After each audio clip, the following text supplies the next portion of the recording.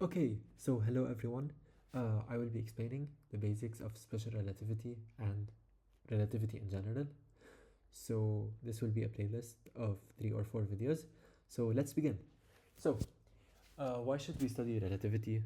Why are the questions of relativity important? I like to emphasize that that is because there is no absolute frame of reference or an absolute observer whose frame of reference can be used in all applications.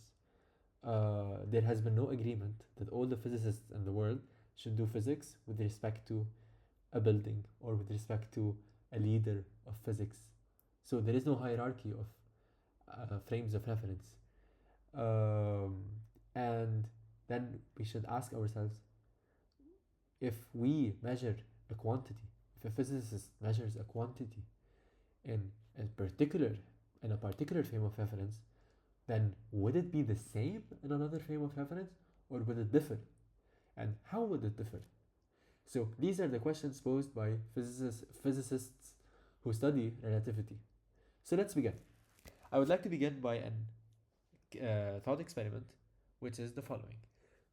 I will take into consideration a car, and this car has two people, Jafar and Jalal. I call them as such, and they are moving. Okay, and Jalal is not driving. He's what we joke about call a passenger princess, and they are moving in a car. And in the first case, they move. The light is green, and they move with a constant velocity to the right. And Jalal is not driving, so he is free to dissociate from reality. And he dissociates and he zones out and he looks at what is being presented in front of him, and he can convince himself that, you know what, I'm not moving. The street lights, and the tree are in fact moving, and it's not me that is moving. I'm not moving towards the street light to the right, rather, the light is moving towards me to the left. Interesting. And he shares this with Jafar. He tells him, you know what, I think the tree is moving and not us. And Jafar, he cannot disprove him, he cannot tell him anything, so he just says, whatever. In the second case, the light turns red, and so they have to stop. And so to stop, they accelerate to the left so that their velocity would become zero. And Jalal tries to say this, but what happens is that he feels, because of decelerating, because of coming to a stop instantly, he feels, well, not almost instantly, he feels as if he was thrown forwards. And so Jafar uses this against him.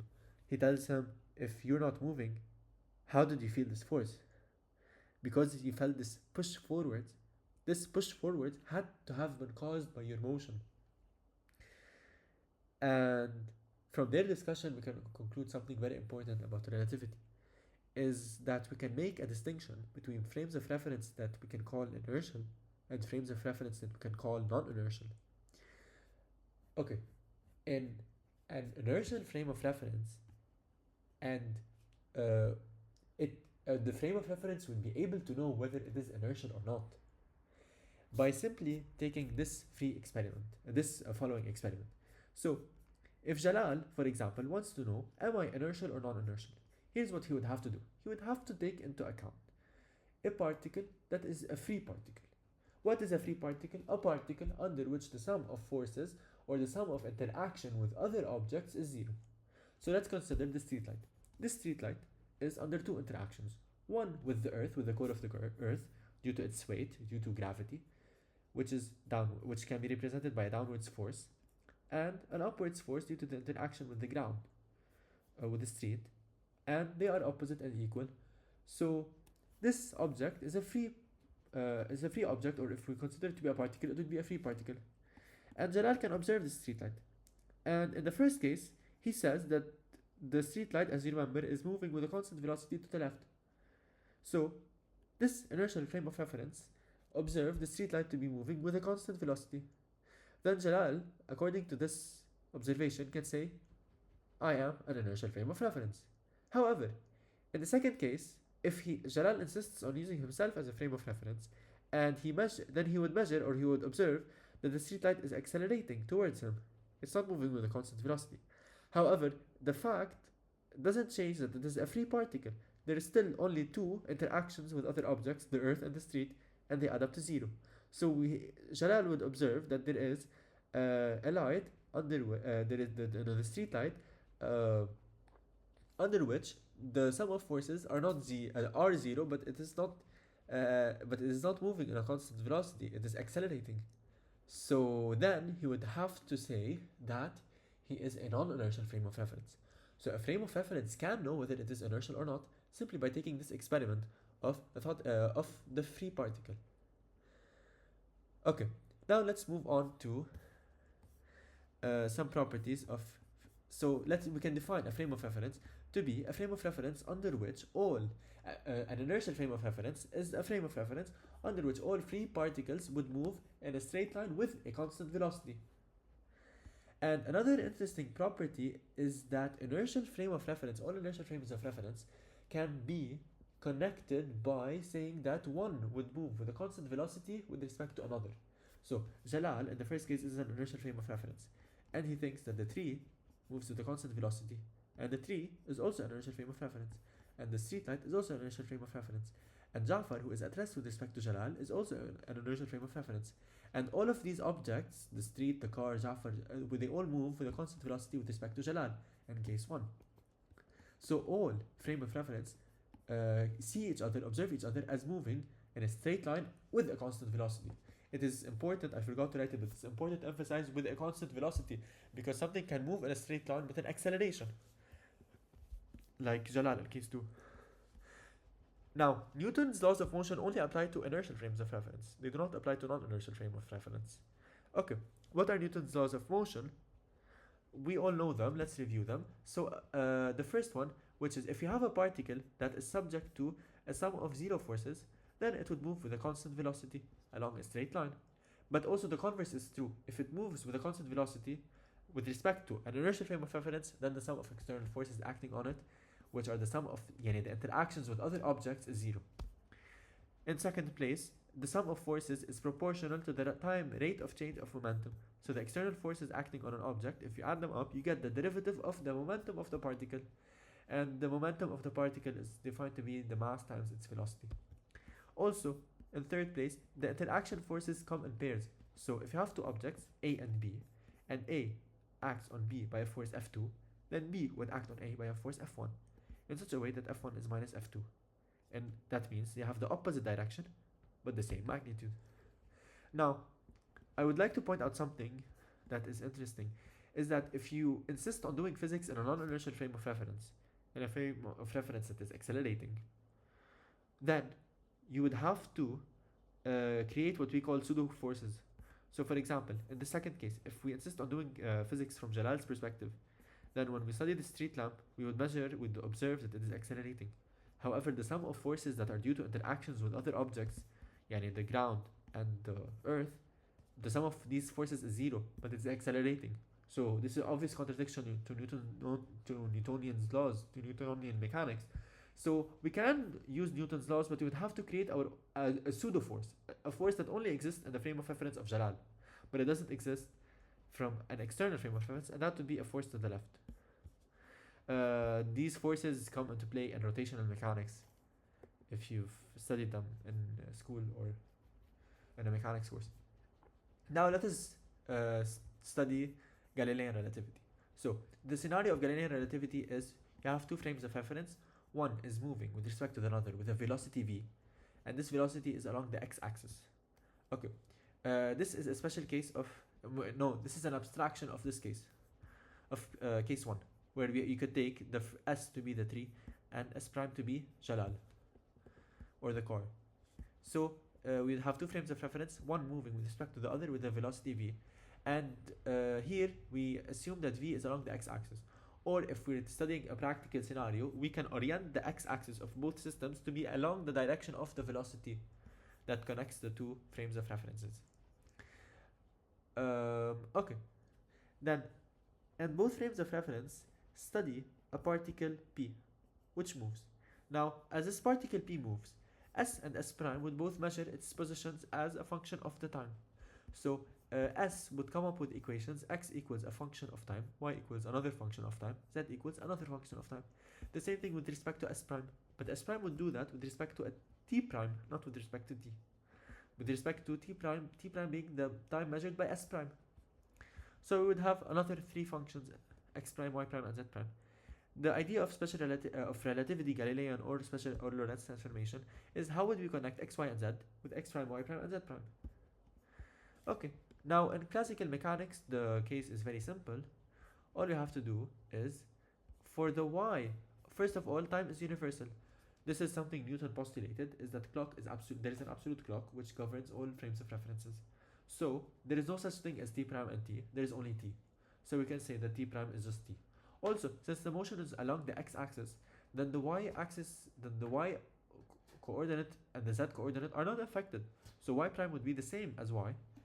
So in this frame of reference, y prime is the same as y, and z prime is also the same as z. Now there's the last equation which connects x prime with x. X prime, okay, so x is this distance. It's the distance from the origin to point P along the x-axis, so it's this distance. And x prime is this distance. The difference between them is how much s prime moved away from s. But what is that? That depends on time, how much time passed, since the s prime moves with a velocity v. So this distance is v times t. So we will get the equation x equals x prime, this distance, plus the distance between them, which is vt, v times t. So we get this equation, x equals x prime plus vt. Now we can rearrange for x prime, and we get the equation which gives us x prime, y prime, z prime in terms of x, y, and z, and time. And of course the v which connects the frames of reference. Now it's also useful to study velocities, and let's study the velocity that the particle moves along the x direction with respect to s prime. That would be vx, denoted by vx prime. It would be the derivative of x prime with respect to t prime, the time measured by s prime. So it would be, we can replace dt prime by dt, since time is universal, and x prime by its expression x minus vt, and we would get dx by dt minus, this is a linear function at time, so when we differentiate it, we just pick out the constant, minus v. So we get vx prime equals vx minus v. So, or in other words, vx equals vx prime plus v. So the velocity that x measures is simply the velocity that s prime measures plus this velocity between them. Okay, so this is interesting. So let's say, I should have drew this, but let's say there is this car and Jalal is running in the car, even though that would be a bit unfeasible. But let's say Jalal runs to the right inside the car, and with respect to Ja'far, he runs with a velocity u. And then, according to what we've talked about, with respect to the tree, he would run with a velocity v of the car with respect to Ja'far plus u, which is the speed of Jalal with respect to Ja'far. So we can add the velocity of Jalal with respect to Ja'far to the velocity of Ja'far with respect to the tree, which are u plus v, to get the velocity of Jalal with respect to the tree. Okay, so that's interesting.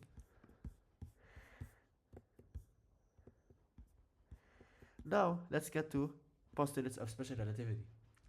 Now, unfortunately, this thing creates a contradiction when we go to when the object sent is a beam of light which moves at the speed of light. Why is that? By experimentation, first of all, if you construct the same experiment, so you have Jalal, this is the same thing physically. You have Jalal on the ground, and you have Ja'far, and Ja'far emits a beam of light from the headlights, and it moves with a velocity u. Then according to Jalal, it moves with a velocity u plus v, where v is that of the car. So the speed of light is measured differently from Ja'far's frame of reference, which is only u, and Jalal's frame of reference, which is u plus v. But this in experimentation was shown to be wrong. No, experiments show that the speed of light is the same as measured by all inertial frames of reference. So we need to change the equations that we have. So the postulates of special relativity were denoted by Einstein, were set by Einstein to be the first one: the speed at which a beam of light moves takes the same value, is observed to have the same value in all inertial frames of reference. The second postulate is, if you have an inertial frame of reference, you can apply the 3 laws of Newton.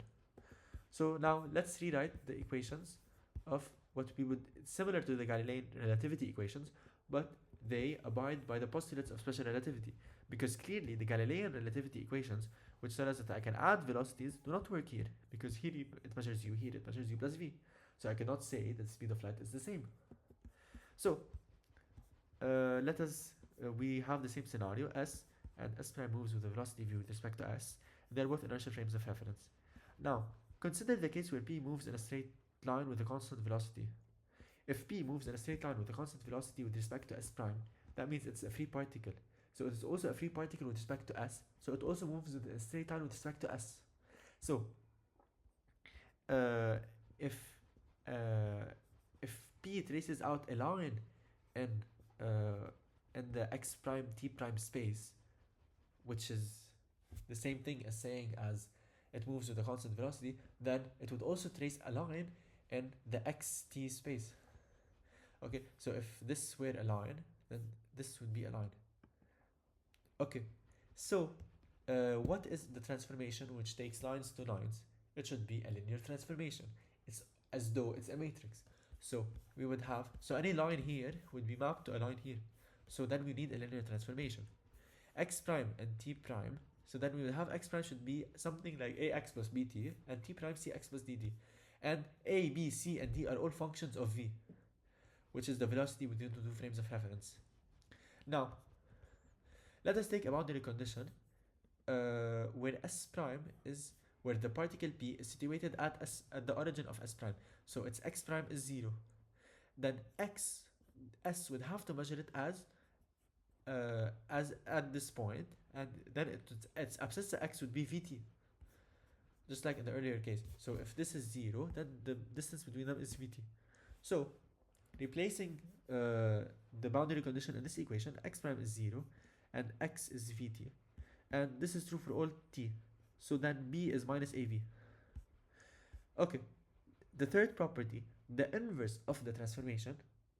So the transformation that gives x and t in terms of x prime and t prime should be the same equations, but all I'd have to do is replace v with minus v. Okay, why is that so?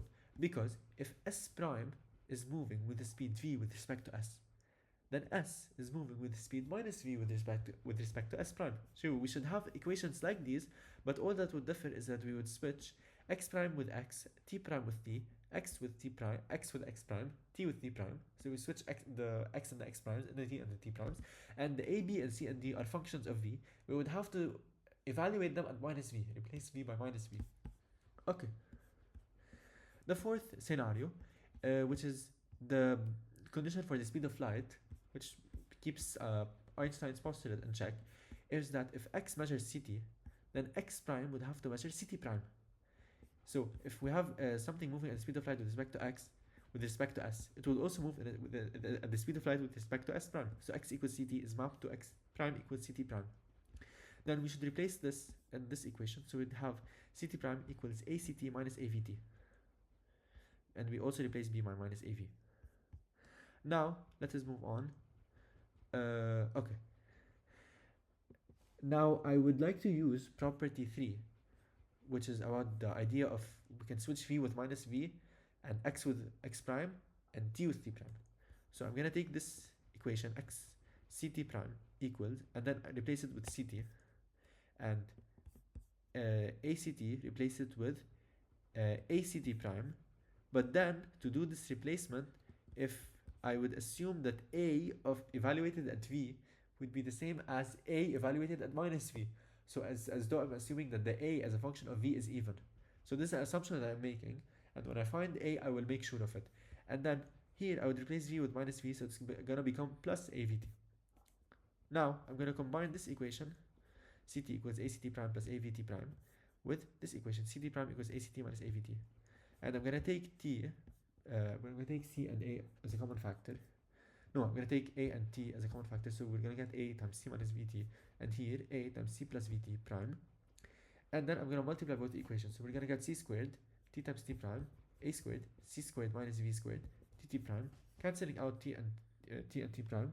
We're gonna get a squared equals c squared over c squared minus v squared. Then a is 1 over the square root of 1 minus v over c squared. This factor is what we call in special relativity the Lorentz factor, which is denoted by the letter gamma. And v, which we found to be minus av, is minus gamma v. So we've derived the first equation. We've found a and b. X prime is gamma x minus vd. Replace a by gamma and b by minus gamma v. Now, all I need to do is find this equation. I will find this equation by also using the property 3 again, which is that I can switch x with x prime, t and t prime, and v with minus v. Okay, so since I got x prime equals gamma x minus vt, I would get that x equals gamma x prime plus vt prime. And here I told you I should check that a is even, and it is the case. We have v under a square, so it doesn't matter if I switch the sign of v, a would remain the same. So my assumption was right, and now I could proceed. So gamma doesn't matter, so I switch v with minus v, it doesn't influence gamma, x with x prime, minus v with plus v, and t with t prime. And I will solve for t prime. T prime is x over gamma minus x prime over v. And separating the fractions, and I will replace x prime by gamma x minus vt right here. You can walk through the algebra, and collecting like terms for x and t, and pulling a gamma out, and we will get t plus 1 over dividing this by gamma. So gamma squared v minus 1 over v. Now I'm going to take this alone and evaluate it. So it's we do this step by step. So gamma, we write its definition, then we square up and down, we remove the square root, then we take the reciprocal, so it becomes 1 minus v over c squared. Then we divide by v to get 1 over gamma squared v. So it's going to become 1 over v minus, there's a v squared, I divide by v, becomes a v over c squared. Then I take away the 1 over v because I'm evaluating this. So we get 1 over gamma squared v minus 1 over v is minus v over c squared. Then we found this constant, so we found t prime. So it's gamma t minus v over c squared. So we found c and d because I was able to write t prime as a linear combination in terms of t and x, right? So I was saying that t prime is cx plus dt, and t prime is gamma t minus v over c squared x. So c is minus gamma v over c squared, and d is gamma. So now we have the 4 equations, which are the Lorentz transformation equations.